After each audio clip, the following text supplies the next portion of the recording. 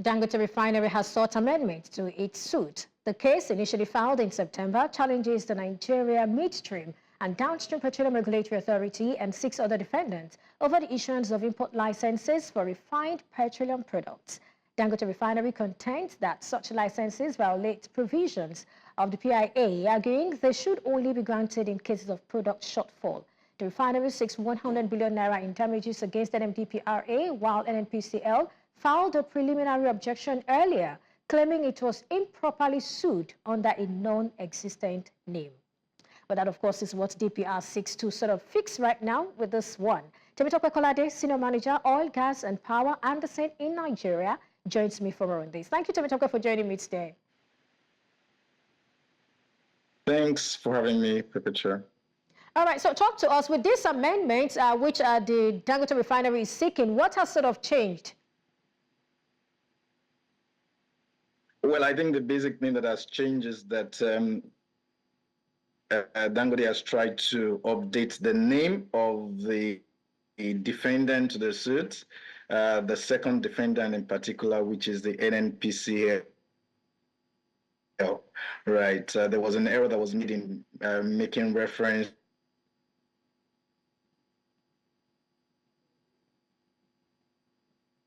All right, I guess we're having challenges. All right, go ahead. Which is the national,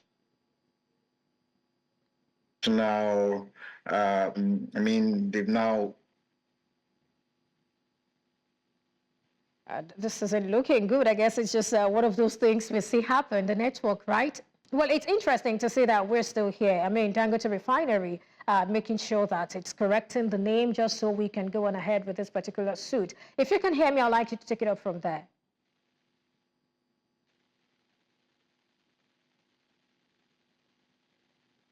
All right, so you said you can hear me. I'd like to get your thoughts on this. Do you think Dangote Refinery should be concerned about, importation, who imports, petroleum products in a fully deregulated environment?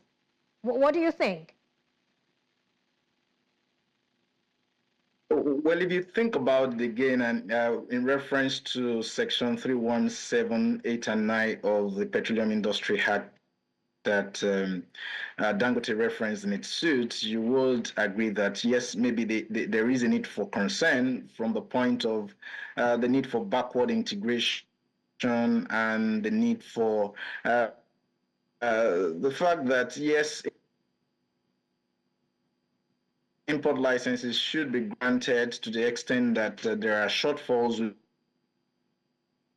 within the industry, and to encourage him some sort of assurance to say, hey, I put in $20 billion into this business, and I think that it's only fair that you allow me supply to the local market and domestic markets before you think of importing from outside of Nigeria into the country. So again, I think that Dangote is acting as maybe a rational business will do, to say, give me the benefit of doubt to supply you, and if you don't have that, if you don't have enough supply, then you could reach out to other people from outside Nigeria to get more of your needs met. All right, let me come in here. I mean, two issues here. You're saying you've invested a lot of money and you should get that, right to supply the market and all of those. But if you look at that particular, portion of the PIA that has been quoted, if you can have it on the screen, when we look at that particular portion of the PIA, we're saying that it's saying that, it's sort of based on the availability of enough supply. So the first question would be, does Dangote have enough supply? Now, even if Dangote has enough supply, if marketers are saying that this price isn't good, well, Dangote has adjusted its price, so maybe this argument may not necessarily hold water. But then let's just look at the first one, which we can sort of provide answer to. Does Dangote have enough to supply the Nigerian market? Well, if you ask me, I'm going to have to speak to Dangote. I'm going to have to speak to NMDPRA to get an accurate information. One of the problems that we have as a country is that of data. Even when we get a data, sometimes there is an issue with data integrity.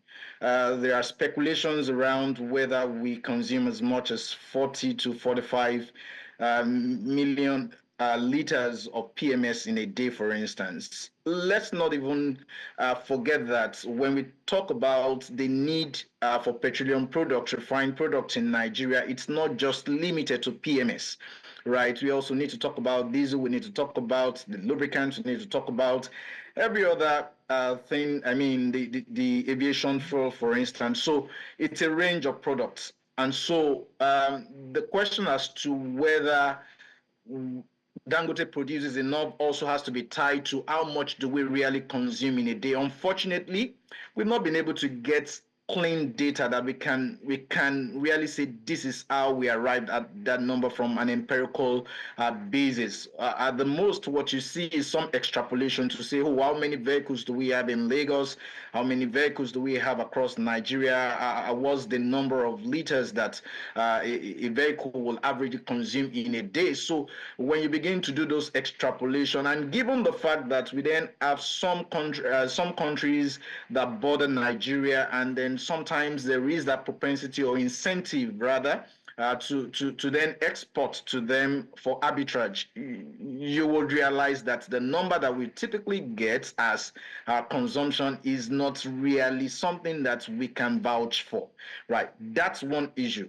So if you then situate it around what Dangote produces and to the market, it might appear that indeed there is a shortfall and there is a need to then continue to import. So again, until we are able to get data that everyone can say, oh, this is how we arrived at these numbers, at the best, people will be here and there speculating what the numbers are in terms of consumption and what Dangote even produces. Maybe we can easily get the number that Dangote produces, but again, how much do we consume in Nigeria?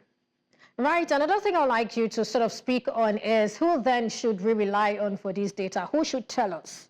Who should we, go and meet and say, Elmo, sorry, give us the right number. We want to know what is being consumed in this country.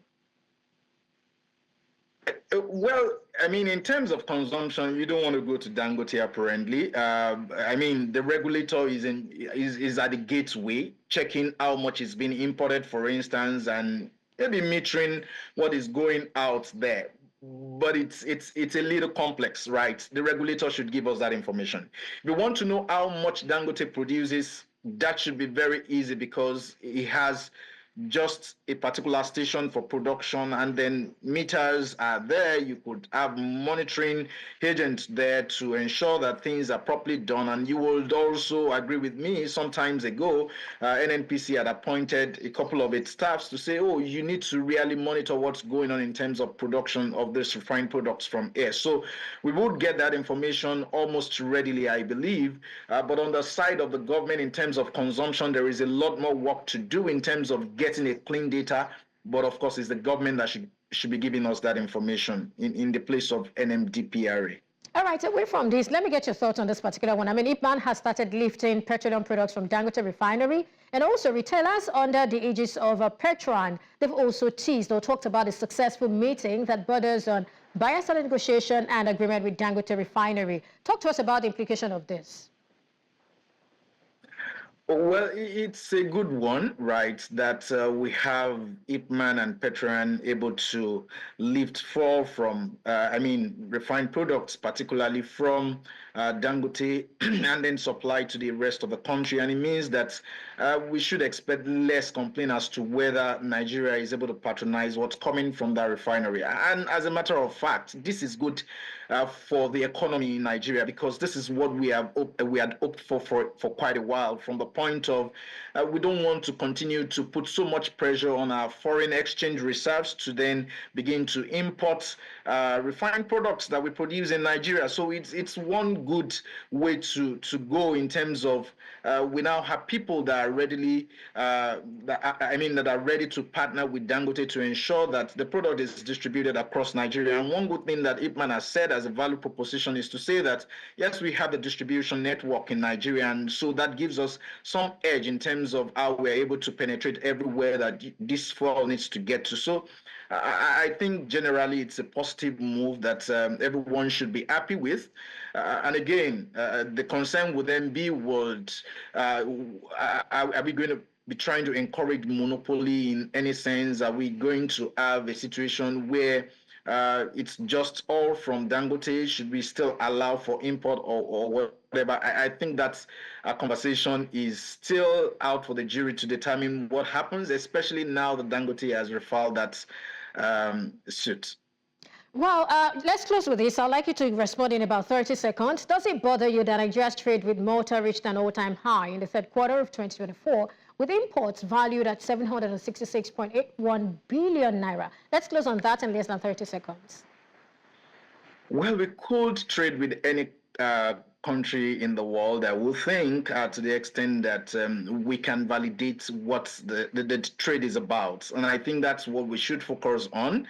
And again, to be sure that it's actually not an illegal pass through for funds, right? And I think that's what we should focus about in terms of what exactly are we doing with Malta, right?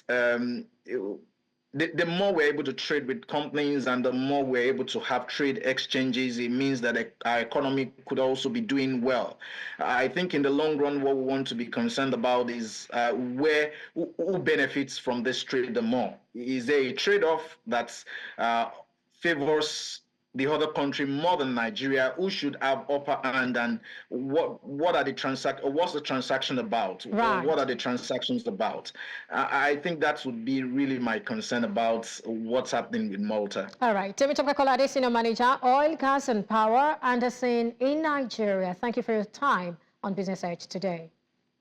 Thanks for having me. Well, that's it on today's edition of Business Edge. Many thanks for watching. I am Perpetua Fasilipeter.